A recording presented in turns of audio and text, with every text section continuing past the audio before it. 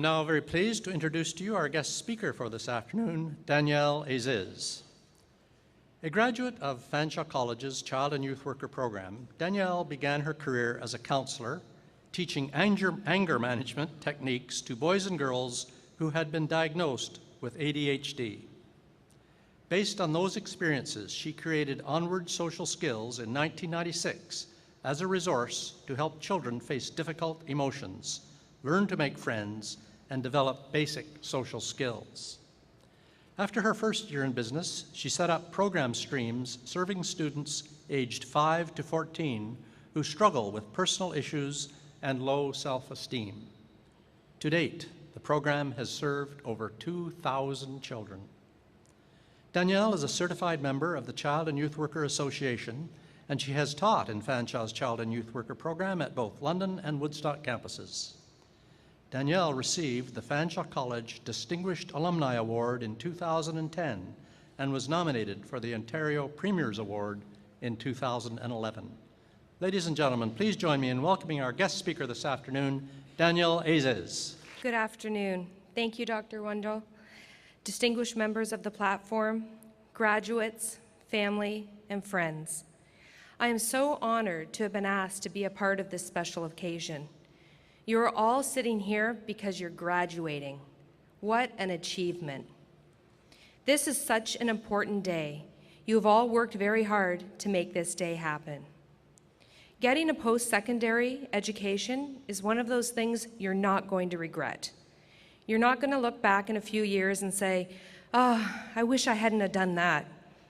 No, this is something life-changing.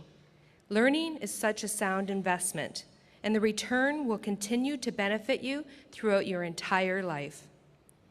I remember the day that I graduated from Fanshawe College, the Child and Youth Worker program.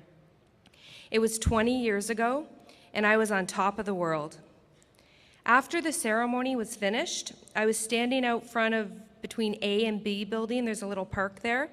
And I actually looked up towards the buildings and I said, "See you around, Fanshawe."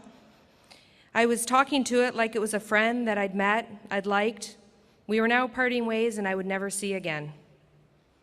At that time, I had no idea that Fanshawe had become a part of me, a dependable, safe, empowering friend that I would come to lean on or support through the years.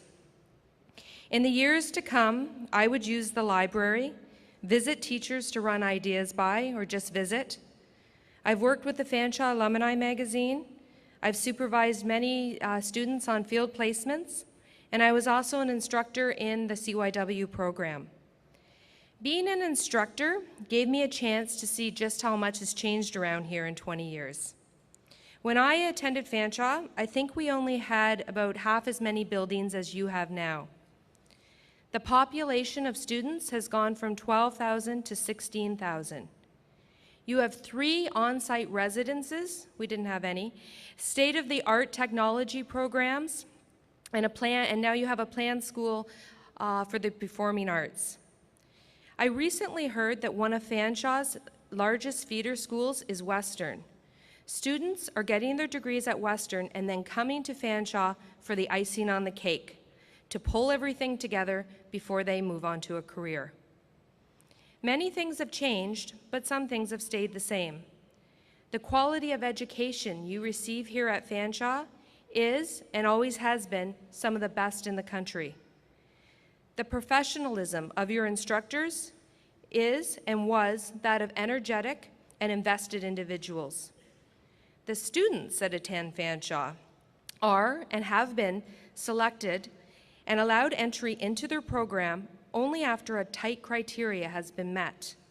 They don't just let anyone into Fanshawe, and the Social Service Worker, Human Service Foundation, Early Child Education, and Educator are the more competitive programs to get into. As you know, being accepted into your program was only the beginning of your Fanshawe journey, just as this graduation ceremony is the beginning of another journey. One of the things that I've been asked to do as your guest speaker is to give you some tips, some inspirational words of wisdom as you embark on your journey. So I thought I would share some of my journey with you and what I've learned along the way. I graduated without really knowing what I wanted to do. I knew I wanted to work with people, more specifically, families who were experiencing some degree of difficulty. I got a job with Children's Aid, working with teen girls, which led me to a job in Sarnia at Children's Aid in child protection, which led me to my dream job, or my perfect job, that I thought was my calling as a youth worker at the Janae Detention Center for Youth, and that's that building right next to Fanshawe. The detention center was a great place to work.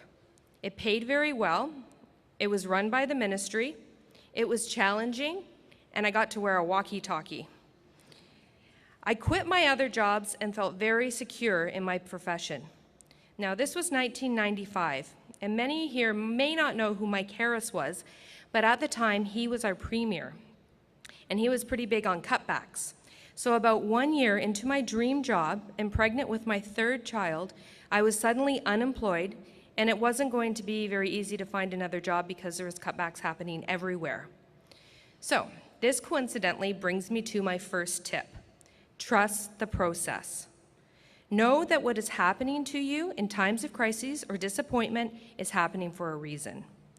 Things just happen, and you can either sit down and quit or cry or freak out, or you can get up and put a smile on your face and trust the process. Well, to my surprise, I was now on a new adventure, a new journey. This journey led me to the Small Business Center to begin to pursue my real dream job, the one I hadn't even really told anyone about because it just seemed so out of reach. This dream was to fill a gap in the education system that dealt specifically with children who were struggling socially and emotionally due to low self-esteem and a general lack of coping mechanisms. I wanted to create a program that would empower children and teens and help them to deal with their emotions and bullies and friendship problems and self-defeating attitudes. So, with the help of the Business Center, I worked out a business plan. I had a rough outline of what I wanted the program to look like, and I went around to a bunch of different people that I knew in the field, and I asked them what they thought of the program that I was developing. Without exception, every single person told me they didn't think it would work. The whole project started to take its toll on my self-esteem. Well, as the process would have it, I suddenly recalled a conversation that I had with my grandfather about the program. I had been telling him about my idea a year or so before. When I had explained my idea and the fact that it seemed a little out of reach, he asked me a simple question. He asked, "Is this your gift?" Now, about 1 year later, I was asking myself this same question. Was this my gift? I thought for a moment before answering my own question. Yes, kids, being positive, writing, creating programs, talking to people, listening, yes, these were my gifts.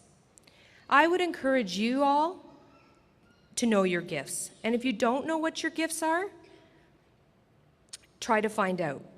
Your gifts are those qualities that come easy to you, that you're really good at, those desires within you that get you all fired up when you talk about them.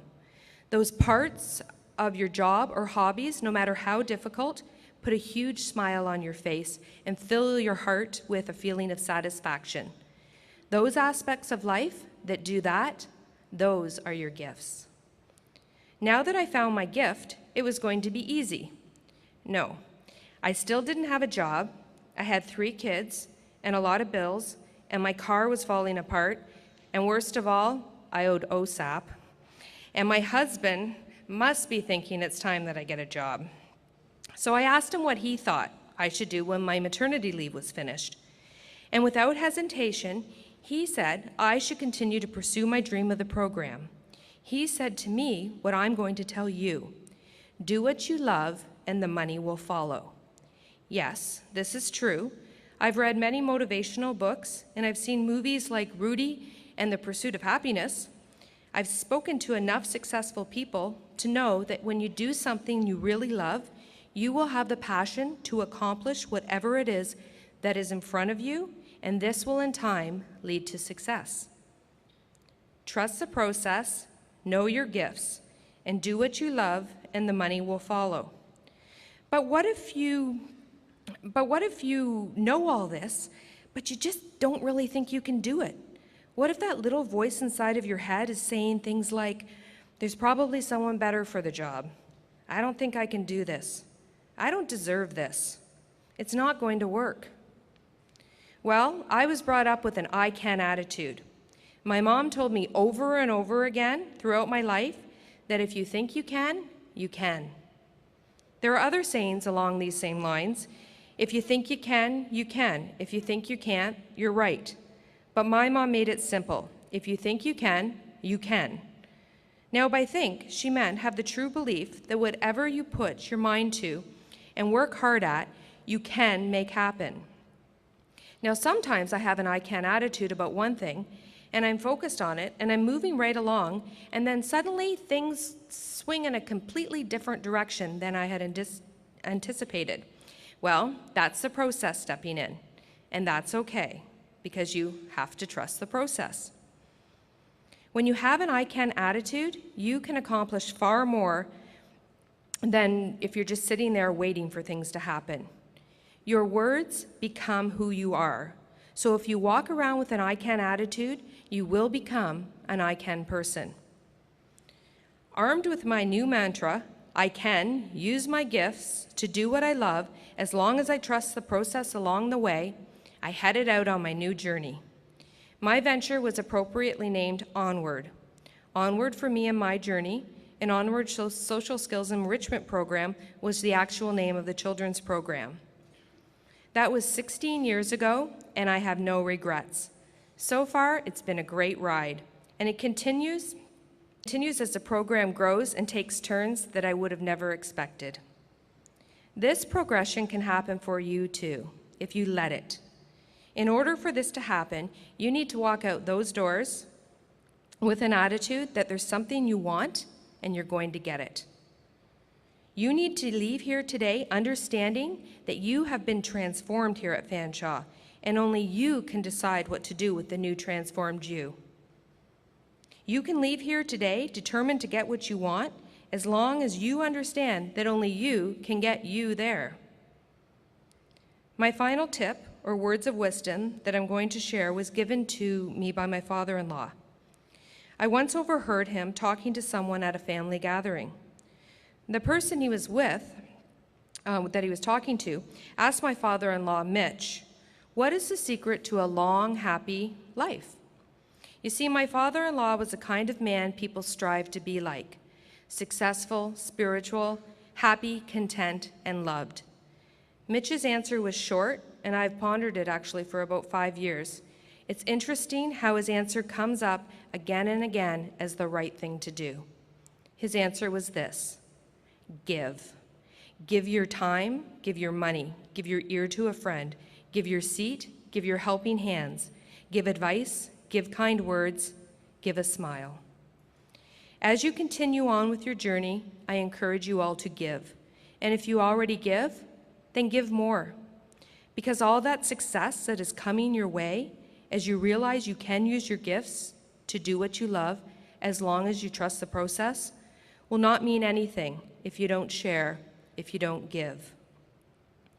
Before I give my final congratulations to this graduating class of 2012, I would like to show you something.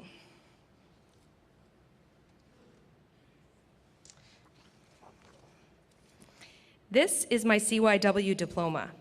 You may notice it's not framed. I graduated 20 years ago.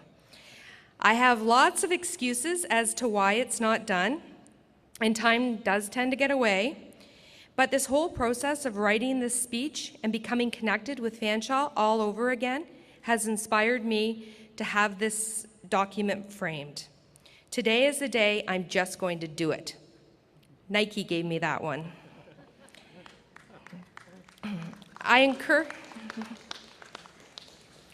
encourage you all to get this diploma framed as quickly as possible and hang it proudly. I would like to congratulate each and every one of you as you continue on with your journey. Thank you.